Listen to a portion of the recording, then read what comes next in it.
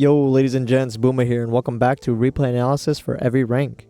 If you guys are new to this series, this is going to be how a top 64 RLCS player would analytically break down and optimize these replays for other ranks. Today's episode is going to be an analysis for the Diamond 3 rank.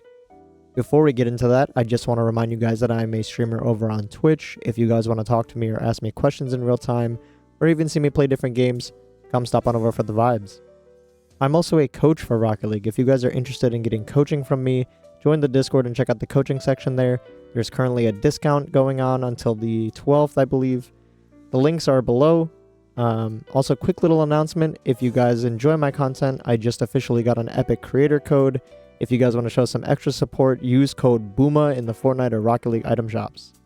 Without further ado, let's get right into this.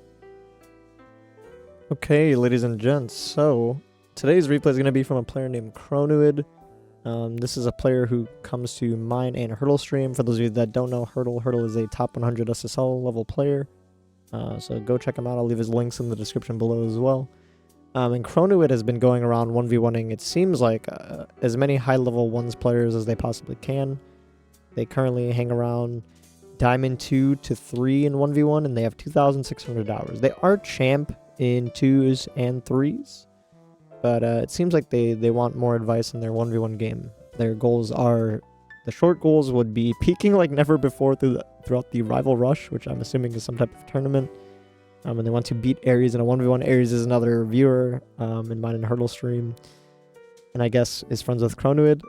Middle goals for Chronuid would be preparing to win at least a few matches during the qualifiers of RLCS 2025, which is a very ambitious goal, considering they are Diamond right now, and qualifiers begin in January. I'm not sure when the 1v1 kind of section part of those quals begin, but we definitely can try our best. And long-term goals for Chronuid is becoming one of the GOATs in RL to dance with Hurdle in the rain. It seems like they take games off Grand Champ players sometimes, according to what they've sent me, so we're just going to do best to watch here. It looks like a lot of goals are conceded against Hurdle. For those of you that are new to the series or haven't watched me do coaching before, I will do one full initial watch through of the replay just to see what we're working with, and then I'll go back and we'll analytically break down why every goal is being conceded and, you know, where we can optimize around the field. Obviously, this is going to be an expected result when you are playing against an SSL. I did ask Chronuid to play some 1s just to see. He has 1v1'd quite a few other streamers and SSL level players, so I wanted to see how his performance would be. Obviously, there are levels to all the higher level players. A lot of mistakes here. A lot of low boost moments against Hurdle here. And I'm not sure how much Chronuid is wanting these players to sweat when he 1v1s them. At least back in my day, I'm aging myself with that, but back in my day when you would 1v1, you know, like a professional player would be doing, you know, private 1v1s with his stream, you would go in there and the pro would basically just go 100% against you. And it was one of the better ways you could actually improve in Rocket League, right? Because you wouldn't get that experience otherwise playing just normal ranked. Obviously, unless you got up into the same ranks that the pros were in, but at least when I was Champ 2, I believe the first professional player I 1v1 was Lethamir. Just to see the difference in skill level. And then I remember after that 1v1, it definitely motivated me, you know, because not only did I recognize the difference in skill at that current point in time, you know, Lethamir was one of the best 1s players in the world at the time, but it also motivated me a lot to get to that level. A lot of flipping going on here from Chronuid. For those of you that don't often play, wow, I guess the Ego Child works as Hurdle didn't expect it. For those of you that don't play a lot of 1v1, you know, you don't watch Johnny Boy, Salt Mines, or stuff like that, a lot of flipping in 1s is a bad sign. Flipping in this game, obviously the game teaches you right off the rip to just, you know, you want to flip into the ball to get as much power as possible, but at the same time, there needs to be moderation to that. if I were to make the Rocket League tutorial over again from scratch, I definitely would not teach players to flip into the ball every chance they get. It's like everything is in Rocket League situational. Flipping in this game, especially when you're off ball, can really commit your momentum to certain spots on the field, certain positions on the field. Can also take you out of position.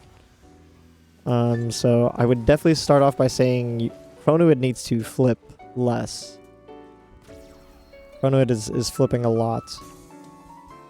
I think there's a habit there that needs to be broken, because when you're kind of in the lower ranks of Rocket League, which I would consider the ranks that are learning, I would even put champion rank in that rank, because Grand Champ is typically, where players are getting to the higher ranks and they start to take the game a lot more serious.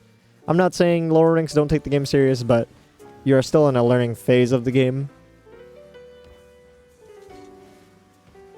And this is definitely some habits I see in these lower ranks that you need to recognize that you're doing and break them. These are the small habits that you build muscle memory for in the lower ranks, so then you need to optimize them in order to reach the higher ranks. So nice, good chow on Hurdle's air dribble attempt there.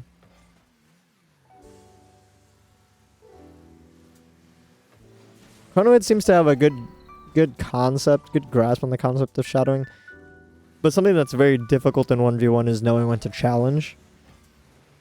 Ones I think is potentially the best teacher and best way to improve in this game, because it teaches you everything that you would need for a game mode like 2v2 or 3v3. Not only, oh my goodness, what a flick. Not only would you need to, make sure you get good touches on the ball, make sure you're challenging correctly, but knowing when to challenge and how to challenge is very important as well. And then you're constantly switching from offense to defense, right?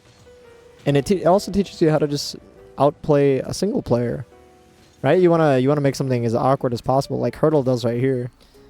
You want to use all you can possibly do to make the other player awkward, and then you want to work the boost advantage. So it also teaches you resource management, which is obviously a skill all Rocket League players need to know, but it gets a lot more complicated at the higher level, knowing how to really, really utilize every bit of boost that you possibly have. Knowing how to manage that, how to steal it, when to steal it. It becomes a much more complicated mind game 1v1 towards the higher ranks. It no longer becomes a game of who's more mechanical, because, at the higher ranks, everybody's gotten so mechanical at this game that I'd say even in the low Grand Champ ranks for ones, it can be, you can find people hitting triple flip resets in there and stuff like that. So it becomes more of a mind game.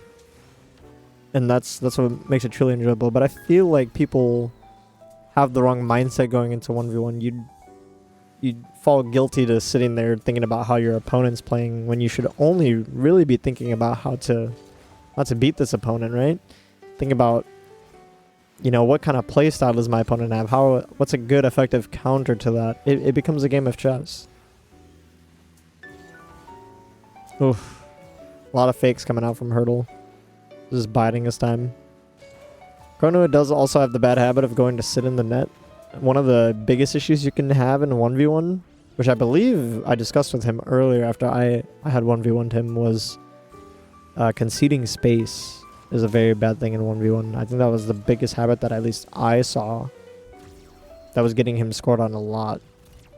You need to know when to play the ball or leave the ball in 1v1. It's a very important skill. He's mixing it up with some of the challenges. A little fake kick out there, catches Hurdle off guard. And it's pretty expected result, to be honest. I believe even our games earlier were around the same scoreline. We played one on NA and one on EU. I did not know Chronowood was an EU player. And those results actually ended up being, pretty similar, 11-1, 11-3. So we're going to go in now. We're going to break down why Chronowood is getting scored on in every single one of these spots. There's a lot of goals to break down, so we'll try to make it quick. I'll try to talk a little bit about kickoffs. It seems like there were quite a few conceded off of kickoff. So this is just not even not even a flip attempt at the kickoff. You're kind of just driving forward. Meanwhile, Hurdle has obviously got a speed flip, knows he can abuse that because, you know, you can see that once you've played the game long enough, you can see that type of movement within somebody's nameplate even on the kickoff, right? So you can tell you're not flipping, you're going to be late, so he just decides to hit it around you. Quick bounce for him. He just grabs the boost, and it is in your net. So I would recommend, even if you are not confident in speed flipping at Chronoid, at least get a front flip in there. You can definitely still do a front flip and get some, you know, momentum going. The most important part about a kickoff is the actual 50 that happens at the end. It doesn't really matter how fast or how slow you get there. A lot of people like to delay kickoffs. A lot of people like to do really fast kickoffs, single jump kickoffs. There's tons of them. So it really matters, you know, what kind of contact you get on the ball. And here, you're not allowing yourself to get any contact. So definitely work on your kickoff a little bit. Right here, looks like first opportunity for Hurdle. This is a little scary to me, just because I struggle to understand why this is such a plague to all Rocket League players. I am currently struggling this season to go up in 2v2 because of this issue right here. And in 2v2, it's very cut for your teammate, force for your teammate, make the game easier for your teammate, right? And that concept goes down the drain when your teammate goes into the net like this. Especially in 2v2 and especially in the higher ranks, your teammate will get 2v1'd or make it harder for themselves to save this ball. When in reality, you know, you have 100 boosts, so you should be utilizing what you have, right? You could be maintaining momentum across here.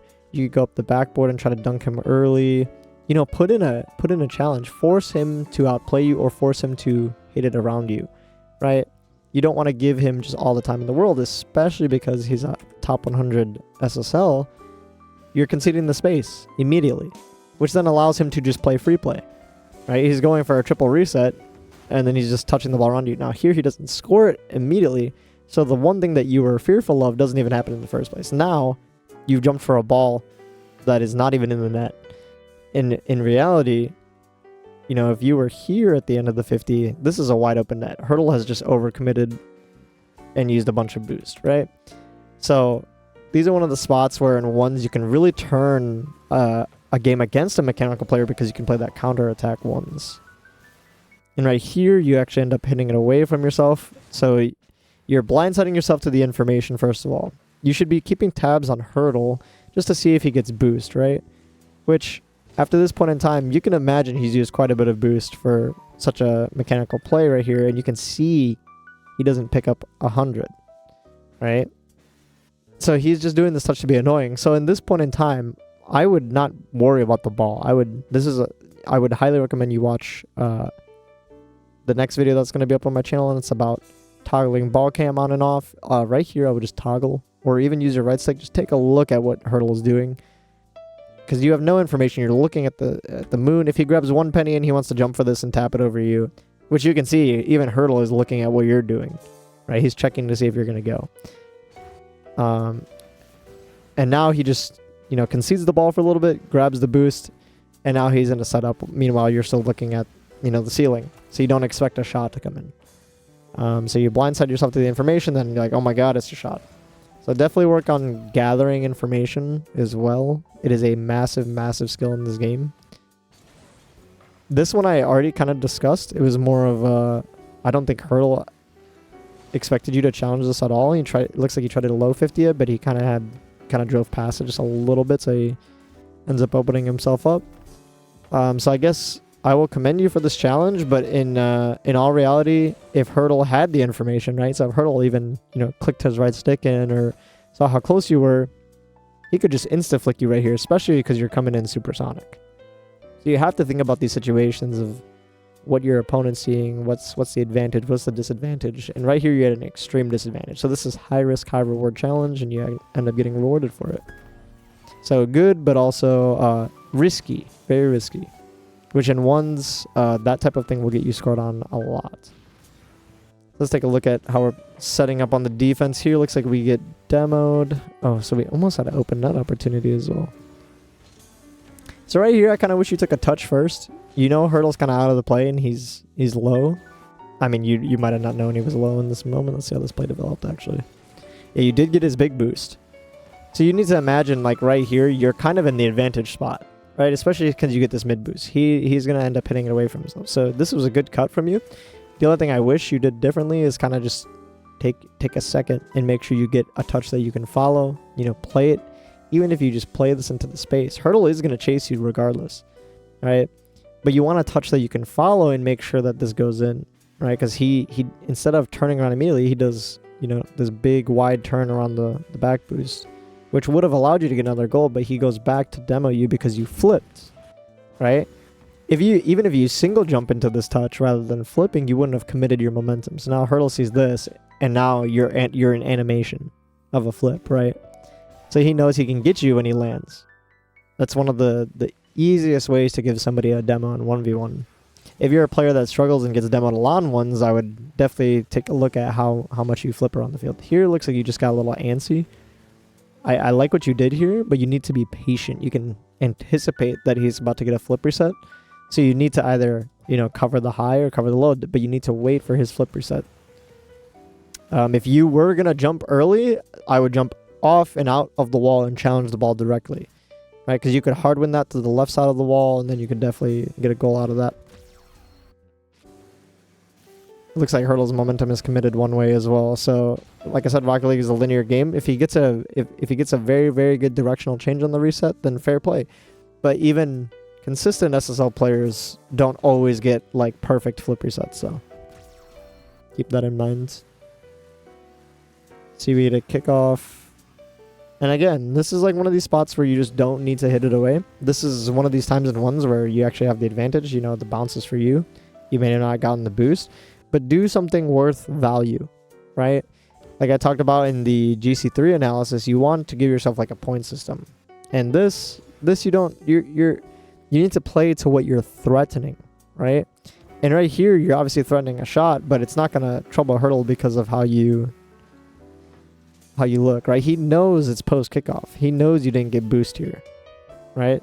He could insta challenge you if he wants, but he just sees you lining up a shot and you just end up hitting it away from him, and then he just hits it over you, right?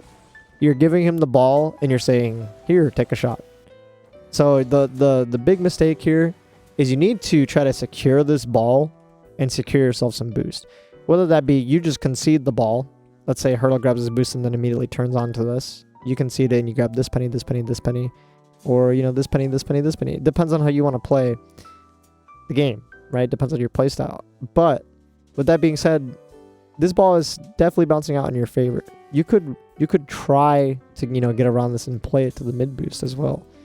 But I would prefer that you had kept the possession and tried, to fight for some boost, because now you're rushing a shot with poor technique, and then you just end up trying to chase down something that you've already hit away from yourself, which this is always going to be a disadvantageous thing for you.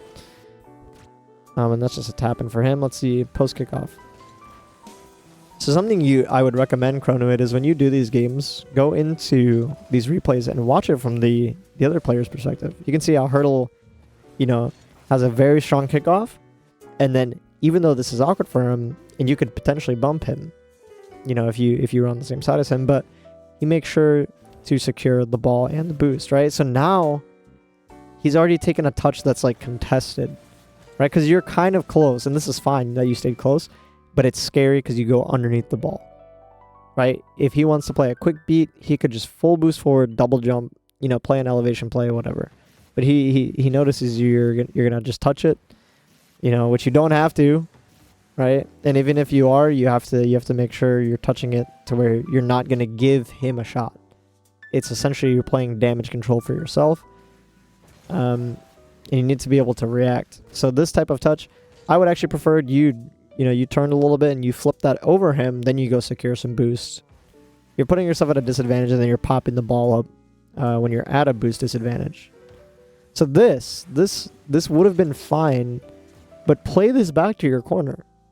Literally just, get some distance between you or just wait on the bounce and then roll it this way, make sure you get the boost, and you'd get a nice setup out of that, right? You'd be able to see the information of where Hurdle is. He'd probably go for mid at that point, go up wall maybe, or he'll grab the mid and come down. It really depends, but you don't even give yourself a chance to get to that spot because you end up taking an accidental pop on the ball. And then it's the same problem of Hurdle doesn't even need boost for that. He's just waiting for you to touch the ball towards him. Right. This goal right here. So it looks like, again, we have the right idea. I wish you would just kind of throw yourself into challenge mode. Something that I saw in an Abject video recently, which was a massive, not only reminder to a player like myself, but definitely something I forgot to think about is, aggressive players usually are the ones to improve quicker, right? You want to throw yourself into these situations. If you get beat and you get scored on, then you learn faster, right? People look at getting scored on and losing games as a bad thing, but in reality, you're going to learn a lot faster if you throw yourself into certain things. And right here, I would have loved to see you just go up off the ceiling and try to dunk Hurdle, right? Because you can see he's just taking an extra second to make sure he gets a good touch. Right here, like, I would just love to see you mix it up. Mix your defense up as well. Keep him guessing what you're going to do. Because even here, you're just kind of waiting. Right here, he already took a touch that's just a little bit too far from himself. Big jump off the backboard and a big flip through the ball, and you probably have a very good 50 on Hurdle here. And again, his flip reset actually ends up going into the floor. So you have 100 boosts, and we're not doing anything with it. That is like a big problem to me, right? You have 100 boosts, and you didn't use a single bit of it. You at least have to try to do something, right? You can't just let him do what he wants on the ball. So let's see the difference of some of your saves, right? Why you're saving these instead of, his other mechanical plays. So right here, it looks like you messed up just a little bit, or you didn't jump how you wanted to, but it's perfect because you were covering not only a low shot, but you're covering also the high shot. Right, if he shoots this across, you can tilt your car back and boost up and then tip it into your corner. If he flips it into the floor, then you can just come back down to the ground and land on it. It's even though I don't agree with the pre-jump. And right here, you have an open net as well. And you get a massive flick. You see that? So this one little play was phenomenal from you, and you had multiple opportunities to do this exact same play at the start of the game. So if you want to really think about optimizing your gameplay, I would highly recommend keeping it as simple as possible. Think like that to yourself. After these type of plays, these like full commit mechanical plays, especially because he pre-flips the reset, he still has to recover. So in these spots, you got to think one touch and a shot, right? You take a good touch here to line yourself up with a shot so you didn't spin out when you landed. That's a goal right there. All you have to do is front flip that ball in. It's a goal. Even there, you probably still could have got him right here. If you just diagonal dodge to the left, I think you shoot that hard enough for him to not catch up. But definitely a good flick and good opportunity. See, you get another opportunity here as well. So here you're kind of doing the same thing, right? You need to get onto the angle of what he's threatening. And right now, you're opening yourself up to the angle. So he could cut this in. He's kind of got you on like these multiple options of what he can do, right? He can cut this in here, and then he can try to flick you. He can cut in very early and then try to bump you, or he can kind of go wide, let the ball do the work, and take a shot somewhere else. Right? So he's kind of got you on this angle, but you're not playing in these spots, right? You're not like shadowing in these spots. You went very, very wide, and you're like opening yourself up to all these angles, right? So he has to choose this wide angle, and now look what we're covering. This is what you're covering. So now when he does cut in for this, you are very, very flat-footed. Extremely flat-footed. You're sideways on the goal line, right? So you want to make sure you're playing these angles towards your net. And then he just demos you.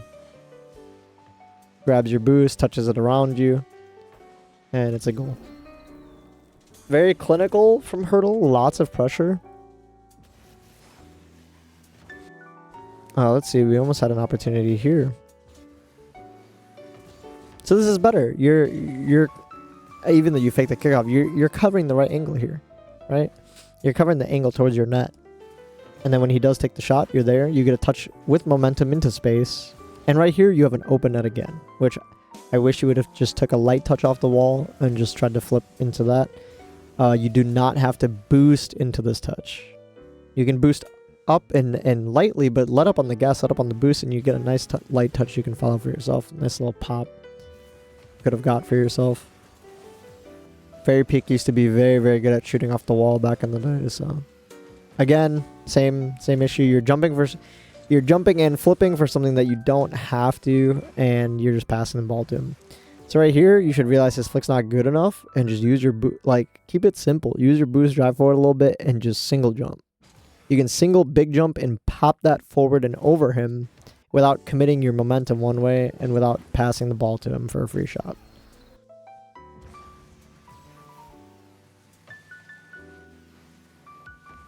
Nice. Very nice. See, it's very simplistic defense, right?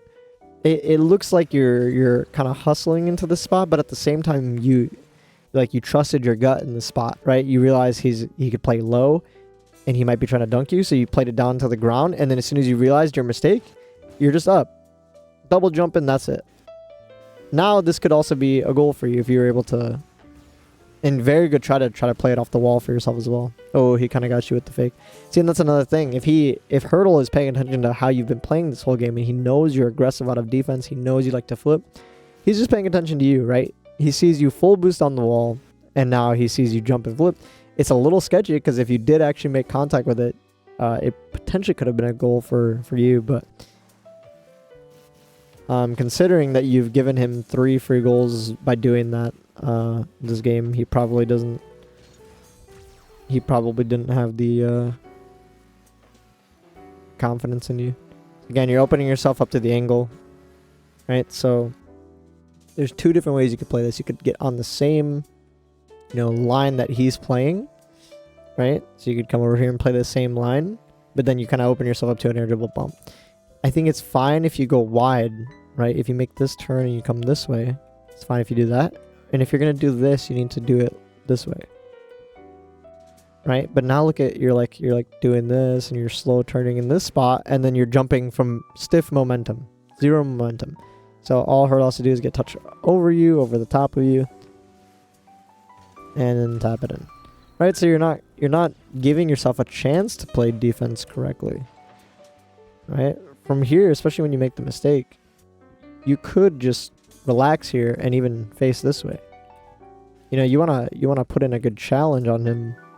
You can still cover this angle this line that he has to your net, but you're just cutting it off a little earlier before it gets too dangerous. Oh my goodness, I apologize. I don't know what's going on.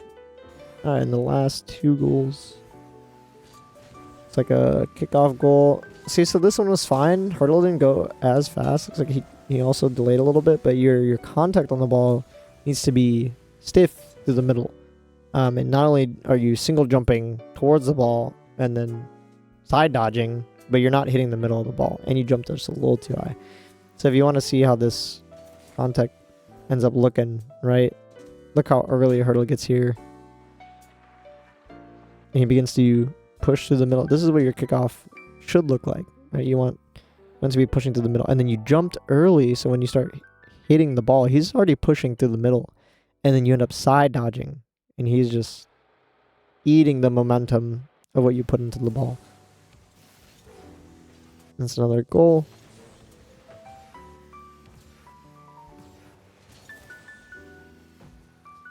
Honestly, Chronoid, I would love to see a replay of you playing a player of your rank. Something that's difficult about just throwing yourself into, games with higher level players is you need to be able to break down every single one of these yourself.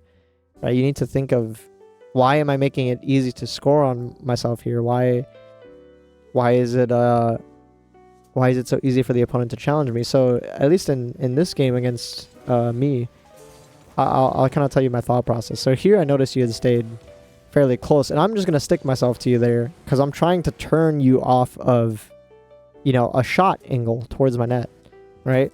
And you end up letting up just a little bit because you tried to jump or you tried to flip for it, when in reality, you just kind of have to push back there. Now here, I just grabbed the boost and I can hear you chasing me, right?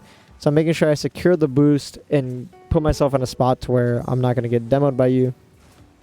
And here, this is a fine cut, but you can notice, like, this type of cut, you need to recognize that you can get demoed here. You need to just go back. Because as soon as I saw this happen, right, I know you're going to turn again, so I just prep for a 50.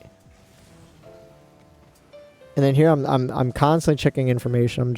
I'm paying attention to what you're doing. And then like here, because you turned so early, and this is just not a good ball to turn on. Even if you have a boost advantage, it's not a good ball to turn on, just because of how you turned, right? If you wrapped just a little bit, and what I mean by wrap is you don't be afraid to use your boost and come out wider, right?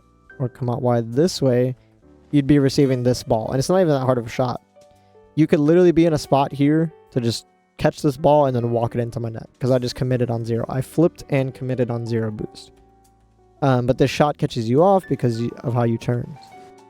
Or you made it very, very awkward for yourself. And then you power slide. So let's see, you get a save. Let's see what we do different in defense. So this is a lot better. You see how you're playing the angle that I have towards the net? You hop on the shadow right here, and you're playing this angle that I have towards the net. It's a little bit stiff, but you actually end up, like, I actually had to cut this again because you have a shot opportunity, right? You're threatening a shot opportunity right here. So I make sure I cut that. So in terms of what you're threatening there in a ones game, so like here, this is what I'm talking about of conceding the space, right? I can see you're all the way back. This gives me time to get the mid boost and just like literally line up anything that I want to do. And I have you in my sight the entire time, right? So you're going to be at a constant disadvantage of when your chow is, and then I see you disappear here, and then I can hear you, and so I just flick over the top.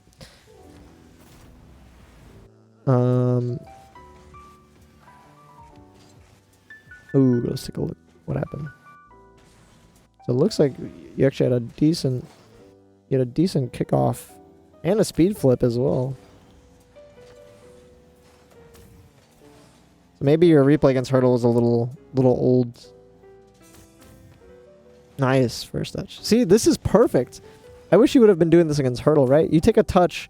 Obviously, you don't have a lot of boost, right? But I don't know that in this current point in time. So I have to just respect that you're setting something up. And this forces me to use my boost, to try to control it. And then it also gives you an opportunity to try to, beat me on the 50. Try to 50 that into my net.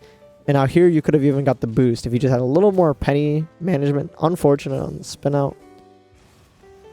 Unfortunate on the kickoff. So let's take a look here. You actually had an opportunity as well.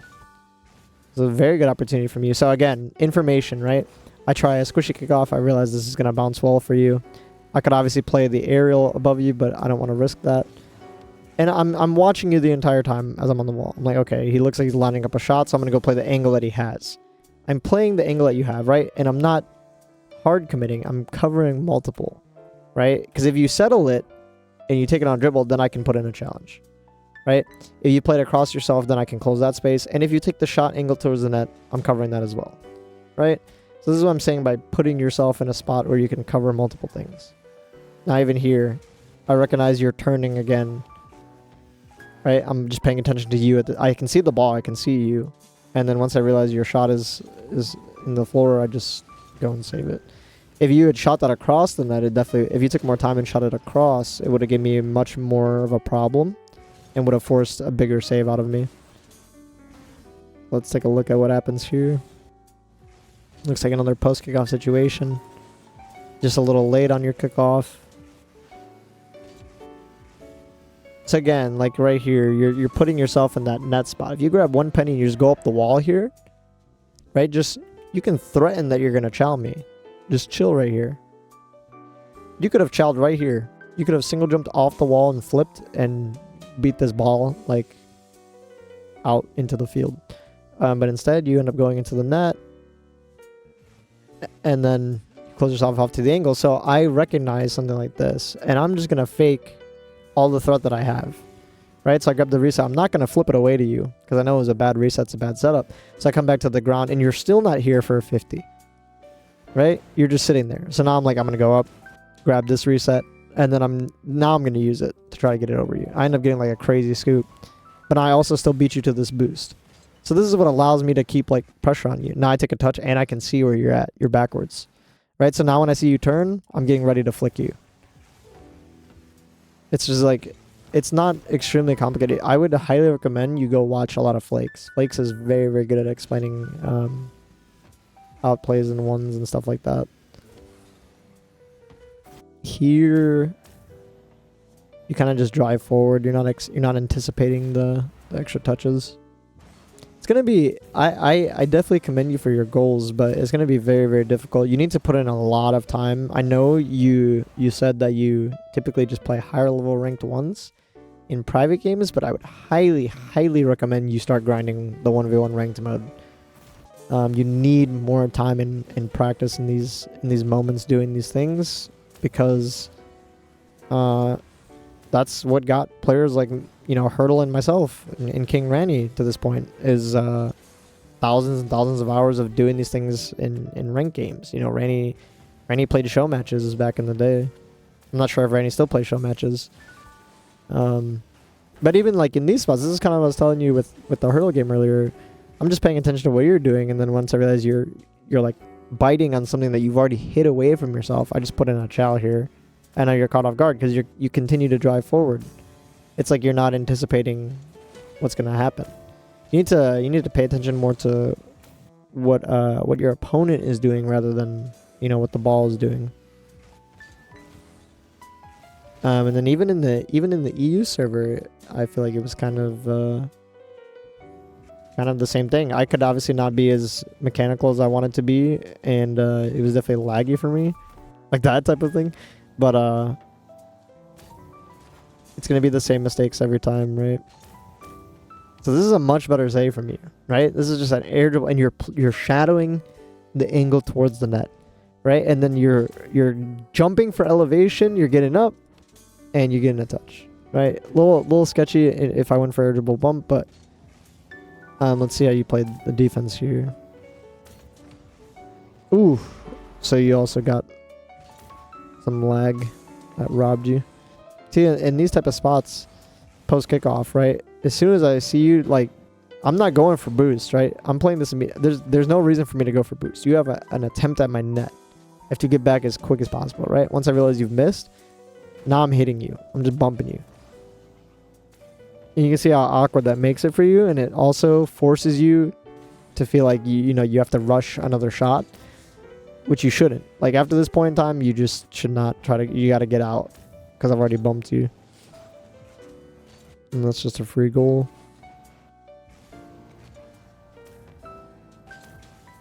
So like here, I know you're playing extremely aggressive, right? I'm just like, I'm testing you, right? I'm seeing if you're paying attention to what I'm doing. Because in this point in time, I'm thinking if he sees me coming full speed, he's going to flick, right? I'm trying to bait you to flick right now, which it successfully works, right? Forces you to do something because you think I'm going to chow. Then I just drive chow, you know, so I'm not flipping. I drive chow your second chow so I can, you know, still get a 50 on the ball, but I'm also securing this boost. Right, that's my priority. I do not want to reward you with a play into my corner with boost. And then like here, I can still hear you and I can still hear you boosting, right? And then I'm just covering the angle that you have towards my net, which is that near post. Now here, I take the time and space to myself. I'm just looking at what you're doing. I know you have to go back for boost, so I'm trying to go for something, you know, into your backboard. And one thing in ones is you need to make sure you win these corner boosts, especially after like saves and interactions. That's why saving the ball with momentum towards your corner is very important in ones, right? Because you want to be playing for this, and you don't want to reward a player who had a poor mechanical play and just committed all their momentum and all of their boost to get rewarded for that, right? Because now this allows me to get a boost, and now I can turn and shoot it. Ones is such a control game. It's very, very stressful, but I hope this helps, Chronoid. Like I said, I would definitely work on not flipping at this current point in time. Please start looking at your opponents a little more. And also, I would like to see you put in a lot more ranked games. I think having a gap in your ones and your twos and threes is interesting. Maybe you just don't play ranked ones as much, but go in just constantly thinking about what your opponent's doing, how you counter that. And if you lose very badly in a ones game, save the replay, go watch it from your opponent's POV. And I promise you can definitely improve a ton doing that. I would also recommend watching, you know, high level one stuff like Johnny Boy's show matches. I know you're in Hurdles and Ranny's stream a lot, and my stream as well. So definitely ask questions also. But yeah, that's going to do it for the Diamond 2/3 analysis for today, ladies and gents. Alrighty guys, that's going to do it for today's video. If you guys found this content enjoyable or helpful, leave a like, share, and subscribe. Make sure to check that noti bell and join the Discord to stay up to date with when I post or go live. I appreciate you all tons. Much love as always. See you all in the next one or on stream. Peace.